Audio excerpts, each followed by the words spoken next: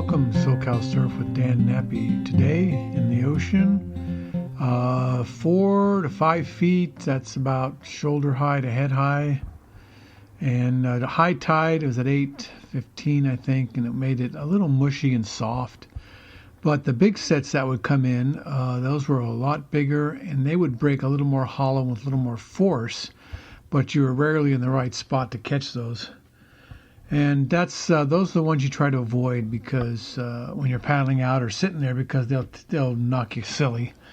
And that's what happened today as I was paddling out. Actually, I was sitting a little bit inside looking for a medium-sized wave. And I looked outside, and here comes these giant sets coming in. So I started paddling deeper and as fast as I could without overdoing it. And then it looked like it was ready to break on me, so I took my little 6-footer and I went down as deep as I could.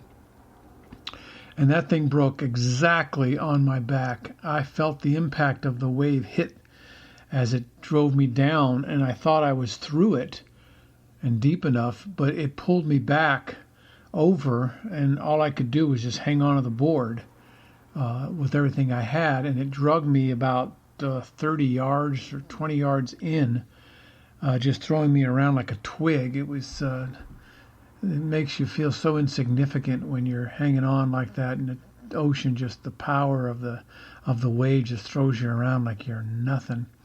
And so I managed to survive that one, and I popped up after a few seconds, and then another one right behind it. This one broke, about 20 yards in front of me, so it had broken already, and so I paddled towards it and then duck dived that one, and that one dragged me another 10 yards in, so I was 30 or 40 yards back in before that set was done. And then I paddled back out for a minute, which also dragged me down the beach about 50 yards. So it took me out of position by the pier, and then I was down closer to the parking lot.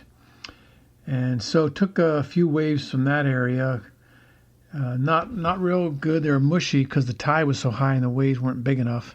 And so they kind of crumbled at the top and then rolled. And I was on the 6-footer, and it was difficult to catch them for me, although there were some shortboarders out there, so it wasn't too bad, but I wasn't getting a lot. And I drifted further north because the current was still going north. I drifted further north. I decided to move in and catch the inside waves because it was too difficult to catch the bigger ones because there's always 6 people on it. And so I was really crowded this morning. So I was having a hard time finding a wave that I could ride, but there wasn't already somebody on it. And so I moved further north, just letting the current take me till it thinned out a little bit. And then I started catching some waves down there. And I caught a beautiful right, nice bottom turn. But as I came off the top, it wasn't strong enough because it was crumbly. And I wasn't able to stay with the wave. I tried to do a little Huntington hop, as they call it, try to stay in the wave, but just couldn't. So I fizzled out of that one and then drifted further north. And then I decided to walk out of the water and walk down to the pier and paddle back out because I was already to the condos. So I paddled in, walked down to the pier and went back out there. And the shore break was getting serious because it was pretty much high tide and it's just breaking on the sand. So I had to time that to get back in the water. And once I got past that shore break, it was no problem paddling out because it was, deep enough that didn't break along the pylons.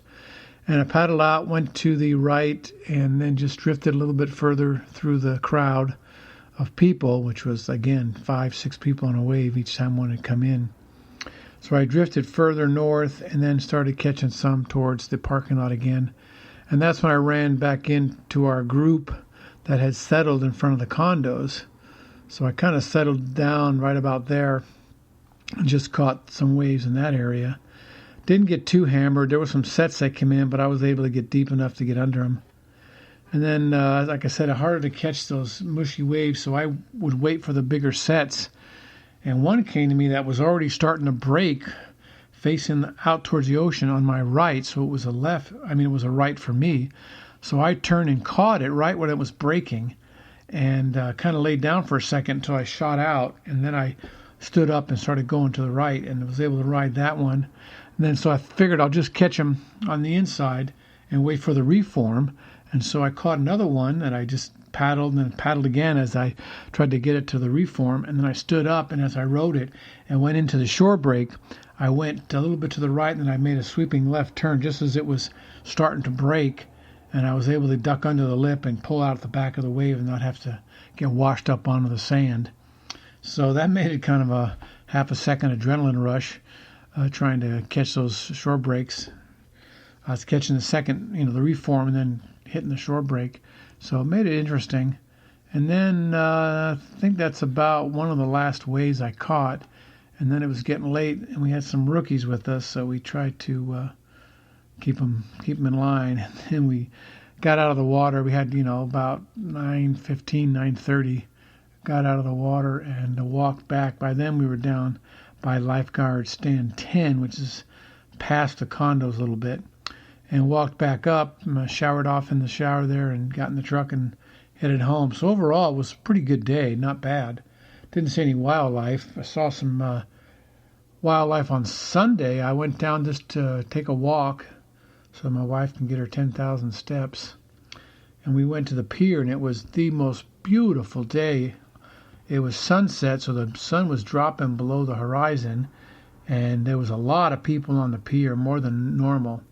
And there was tons of surfers. Usually there's, a few, 3 or 4 on one side, 1 or 2 on the other. But there was 100 surfers in the water.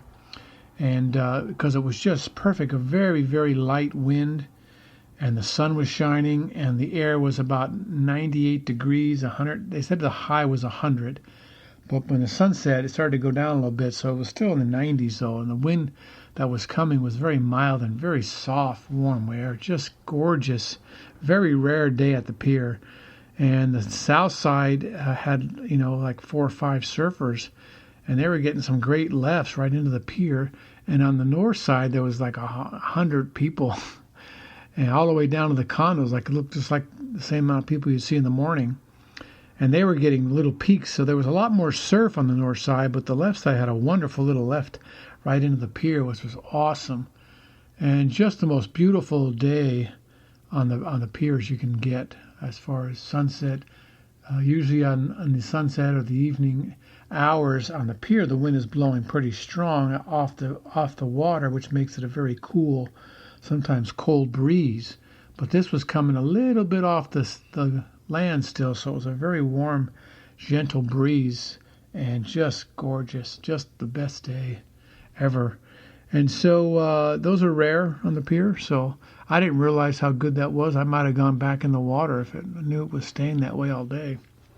So a great day yesterday. Didn't surf, but watched a little bit on the pier as we went for our walk. And then today was really good, and tomorrow is supposed to be good as well. So could be a good week or two for surfing. We shall see. Fun times. All right, thanks for listening, and check out our sponsors, nappyclothing.com, Merch Hero, and taskbullet.com, and not to forget our Swing Easy hammocks. Thanks. Talk to you later. Bye.